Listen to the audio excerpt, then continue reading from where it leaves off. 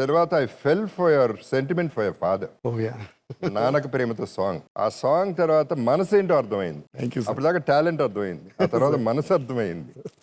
And you always return my calls. Miss అయినా అయ్యో sir. ఎప్పుడు కూడా తర్వాత చూద్దాం నేను వదిలేలా. You always return. So for all these reasons I really love your work and you as a person.